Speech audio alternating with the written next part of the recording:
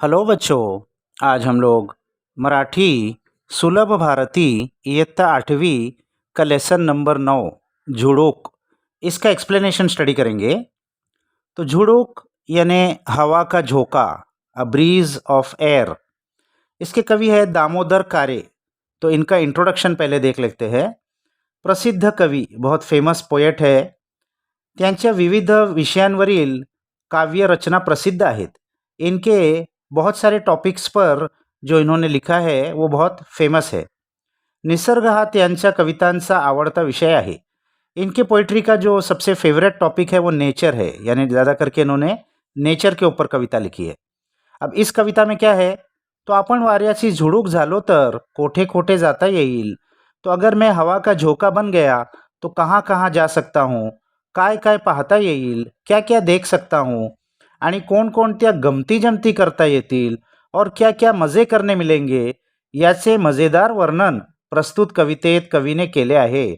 इसका बहुत ही मज़ेदार डिस्क्रिप्शन, अम्यूजिंग डिस्क्रिप्शन इस कविते में कवि ने किया है। तो हम लोग एक एक स्टैंजा करके इसको रीड करते हैं। वाटते सानुली मंद झुडुकमी व्हावे, घेईल ओढ मन तिकडे सैर झुकावे। तो वाटते यानी मुझे ऐसा लगता है कि सानुली मंद झुड़ुक, सानुली यानी छोटी सी टाइनी, मंद यानी हल्की हल्की, और झुड़ुक हवा का झोंका, मी भावे मैं बन जाऊँ। यानी लेखक एक अपनी कल्पना प्रस्तुत कर रहे हैं कि मुझे कभी कभी ऐसा लगता है कि मैं एक छोटा सा मंद मंद चलने वाला हवा का झोंका बन जाऊँ। घेईल ओढ मन तिकडे स्वैर झुकावे। तो ओढ यानी अट्रैक्शन, और घेईल ओढ मन यानी जहाँ मेरा मन करेगा, तिकडे स्वैर झुकावे वहाँ मैं स्वैर यानी फ्रीली वहाँ झुक जाऊँ, यानी वहाँ चले जाऊँ। हवा का झोंका बनने के बाद कोई रोक टोक नहीं होगी, जहाँ मन चाहे वहाँ घूम सकते हैं। फिर नेक्स्ट स्टैंजा में क्या कहते हैं कवि, कधी बाजारी कधी नदीच्या काठी, राईत कधी व पडक्या वाड्या पाठी, हळू थपकत जावे कधी कानोसा घेत, कधी रमत गमत व कधी भरारी थेट। तो अब कहाँ कहाँ जाएंगे और कैसे कैसे जाएंगे। तो कधी बाजारी कधी नदीच्या काठी, तो कभी बाजार में घूमने चले जाऊंगा, और कभी नदीच्या काठी, काठी यानी किनारा, नदी के किनारे कभी घूमने चले जाऊंगा। और राईत कधी, राई यानी गार्डन, बाग होता है जो फलों का ज़्यादा करके उसको राई कहते हैं, आम राई। तो राईत कधी वह पड़क्या वाड़िया पाठी, और कभी पड़क्या यानी गिरा हुआ, और वाड़ा जो गांव के बड़े बड़े बंगले होते थे पुराने ज़माने के, तो ऐसा कोई रुइंड मैंशन, कोई पुराना गिरा हुआ बंगला है, तो उसके पीछे कभी जाकर छुप जाऊंगा। यानी कहाँ कहाँ जाऊंगा और कैसे कैसे जाऊंगा। हड़ू थपकत जावे कधी कानोसा घेत। हड़ू थपकत, थपकत यानी रुकते हुए, तो आहिस्ता आहिस्ता रुकते रुकते कभी जाऊंगा। और कभी कानोसा घेत, कानोसा घेत यानी कान लगाकर सुनना, टू लिसन इंटेंटली, यानी लोग क्या कर रहे हैं कान लगा के कभी सुनते हुए जाऊंगा। कभी रमत गमत, रमत गमत यानी स्ट्रॉल करते हुए मनमौजी तरीके से। वह कभी भरारी थेट, और कभी तो भरारी एकदम फास्ट, कभी तेज हवा का झोंका भी चलता है। तो अगर क्वेश्चन होगा कि कहाँ कहाँ जाएगा कवि, तो बाजारी, नदीच्या काठी, राईत, पडक्या वाड्या पाठी, और कैसे जाएगा, तो हड़ू थपकत, कानोसा घेत, रमत गमत, भरारी थेट। तो इस तरीके से कवि अपनी इमेजिनेशन बता रहे हैं। अब नेक्स्ट स्टैंजा में क्या है, क्या क्या करने वाले हैं मज़ेदार एक्सपीरियंस। तो लावून अंगुली कलिकेला हळुवार, ती फुलून बघे तो व्हावे पार पसार, परी जाता जाता सुगंध संगे न्यावा, तो दिशा दिशांतुनी फिरता उधळूनी ध्यावा। तो लावून अंगुली, अंगुली यानी फिंगर, तो आहिस्ता से छू कर, कलिकेला, कलिके बर्ड, कली को, हड़ुआर, हड़ुआर आहिस्ता जेंटली, तो आहिस्ता से मैं किसी पेड़ के अंदर कोई कली होगी उसको छू कर जाऊंगी। ती फूलून बघे तो वावे पार पसार, और वो खिल कर फूल बनकर जब तक मुझे देखे उस वक्त तक मैं दूर भाग जाऊंगी। पार पसार, पसार यानी बहुत दूर चले जाना, यानी उसको आहिस्ता से छू कर मैं बहुत दूर भाग जाऊंगी वो देखने से पहले। परी जाता जाता सुगंध संगे न्यावा, लेकिन जाते जाते उसकी खुशबू मैं अपने साथ ले लूँगी। तो दिशा दिशांतुनी फिरता उधळूनी द्यावा, वो हर दिशा में फिरते फिरते मैं स्प्रेड कर दूंगी। उधळूनी द्यावे यानी स्प्रेड कर देना, फैला देना। तो हवा क्या क्या काम करती है, ऐसा क्वेश्चन भी आता है। तो उसके अंदर पहला काम हम लिख सकते हैं फूलों की खुशबू को फैलाना। और क्या क्या करने वाले हैं कवि हवा बनकर, तो नेक्स्ट स्टैंजा में गाण्याची चुकली मुकली गोड लकेर, झुळझुळ झऱ्याची पसरावी चौफेर, शेतात पाचूच्या निळ्या नदीवर शांत, खुलवीत मखमली तरंग जावे गात। तो गाण्याची चुकली मुकली गोड लकेर, गाने की चुकली मुकली यानी रैंडम, और गोड यानी मीठा, लकेर ट्यून, मेलोडियस ट्यून। तो गाने की एक रैंडम निकली हुई मीठी मीठी धुन। तो किसकी है ये धुन? झुड़झुड़ झरियाची यानी झुड़झुड़ करके बहने वाले झरा, झरा यानी झरना, बहता हुआ पानी, उसकी जो झुड़झुड़ आवाज़ है वो ऐसा लग रहा है एक रैंडम मीठी ट्यून निसर्ग में से, नेचर में से आ रही है। तो उसको क्या करूँगा? पसरावी चौफेर, उसको मैं फैला दूंगा चारों तरफ। चौफेर चारों तरफ। और क्या करूँगा?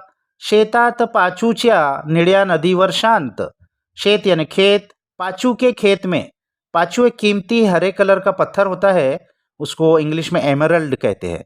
तो हरे भरे खेत ऐसे लग रहे हैं जैसे कि वो पाचू के खेत है, इस कीमती पत्थर के खेत है। एक मिसाल दिया है कवि ने।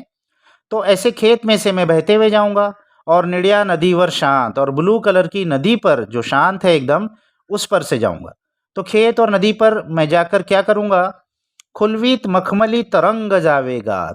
खुलवीत यानी खिलाते हुए, मखमली तरंग, मखमली यानी वेलवेट के जैसी, तरंग यानी वेव, यानी जब हवा चलती है तो आपने देखा होगा कि खेत वो तरंग के जैसा ऐसे ऐसे लहलहाने लगते हैं, और पानी पर से जब हवा चलती है तो उसमें भी लहरें आती है।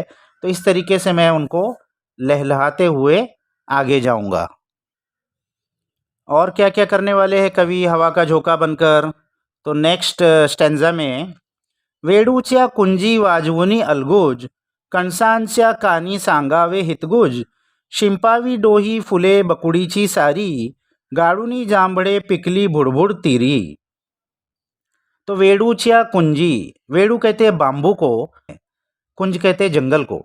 तो बाम्बू के जंगल में वाजवुनी अलगुज, बजाते हुए, अलगुज कहते हैं बांसुरी को, फ्लूट।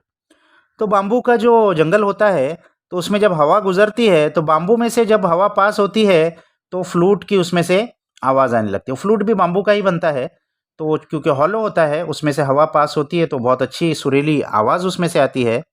तो बाम्बू के जंगल में मैं जाकर और फ्लूट बजाऊंगा। और क्या करेंगे? कणसांच्या कानी सांगावे हितगुज। कणस मराठी में कहते हैं जो खेती का ऊपर का हिस्सा होता है, जैसे ज्वार बाजरा की खेती आपने देखी होगी। देखो ये पिक्चर यहाँ दिया हुआ है इन्होंने, ये जो ऊपर का हिस्सा है इसको कणस कहते हैं। तो कणसांच्या कानी, कंस के कान में, सांगावे हितगुज, हितगुज यानी सीक्रेट, अपनी कोई खास बात किसी के कान में आदमी कहता है, तो इस तरीके से मैं इन कणसों के कान में कुछ खास बात सीक्रेट कहते हुए आगे बढ़ूंगी। और क्या करेंगी? शिंपावी डोही फुले बकुड़ीची सारी, शिंपावी यानी गिरा देना, स्प्रिंकल कर देना। डोही नदी का एक हिस्सा होता है जो गहरा होता है। तो और क्या करेगी वो हवा कि कोई झाड़ की टहनियाँ होती है, नदी पर फैली होती है, और उसमें फूल लगे हुए हैं, तो हवा उसको गिरा देगी तो वो नदी में गिर जाएंगे सब फूल। तो नदी में फूलों की स्प्रिंकल कर देंगी। वो फूल किसके हैं? बकुड़ी के। तो बकुल फ्लावर को नदी पर गिराएंगी। और गाड़ूनी जांबड़े पिकली भुड़भुड़ तीरी, और जामुन का झाड़ पे से जामुन को भी गिरा दूंगी। कैसे जामुन को गिराऊंगी? जो पक गई हो, बुड़बुड़ यानी राइप हो गई हो, पक चुकी हो। और तीरी नदी के किनारे, नदी के किनारे जामुन का झाड़ है और उसमें पकी हुई जामुन नीचे गिराते हुए जाऊंगी। तो पहले स्टैंजा में खुशबू फैला रही थी, फिर यहाँ पर फूल गिरा रही है और जामुन भी गिरा रही है। तो ये सब इंसानों के फायदे के काम हवा करती है। अब लास्ट स्टैंजा में क्या है? दिन भरी राबुनी दमला दिसता कोणी, टवटवी मुखावर आणावी बिलगोनी, स्वच्छंद अशा या करुणी नाना मौजा, घ्यावा विसावा यावे मी तिन्ही सांजा। तो दिन भरी राबुनी, राबने कहते हैं हार्ड वर्क करना, कष्ट करना, मेहनत करना। तो दिन भर मेहनत करके दमला दिसता कोनी, दमला यानी थक गया है, कोई मुझे दिखेगा कि हार्ड वर्क करके कोई मजदूर किसान थक कर बैठा है, तो मैं क्या करूँगी, टवटवी मुखावर आणावी बिलगोनी, टवटवी यानी एकदम फ्रेश उसको कर दूंगी, उसके चेहरे पे एक फ्रेशनेस लेकर आऊंगी। कैसे, आणावी बिलगोनी, बिलगोनी यानी क्लिंग कर लेना, उसके जिस्म से क्लिंग होकर मैं अच्छे से बहूंगी, तो जब हवा का झोंका हमारे जिस्म पे लगता है तो हमको एकदम फ्रेश महसूस होता है। और स्वच्छंद अशाया करुणी नाना मौजा, स्वच्छंद यानी अपने मनमौजी तरीके से, वेवर्ड, जहाँ मन आए वहाँ घूमना, ऐसा करके नाना मौजा यानी बहुत सारी मौज, नाना बहुत सारा, मौज फन। फिर क्या करूँगी, घ्याव्या विसावा यावे मी तिन्ही सांजा, फिर दिन भर घूम फिर के मज़े करके विसावा यानी रेस्ट करने के लिए मैं आऊँगी तिन्ही सांजा यानी तीसरे पहर, यानी दिन को अगर 4 हिस्से में 4 पहर में डिवाइड करेंगे तो तीसरा पहर वो शाम होता है, इवनिंग होती है, तो शाम के वक्त मैं रेस्ट करने के लिए फिर आ जाऊंगी। तो इस तरीके से इस पोइट्री में कवि ने नेचर की ऊपर बहुत अच्छी मिसाल देकर हवा का एक झोंका मैं बन जाऊं तो मैं क्या क्या करूं ये समझाया है।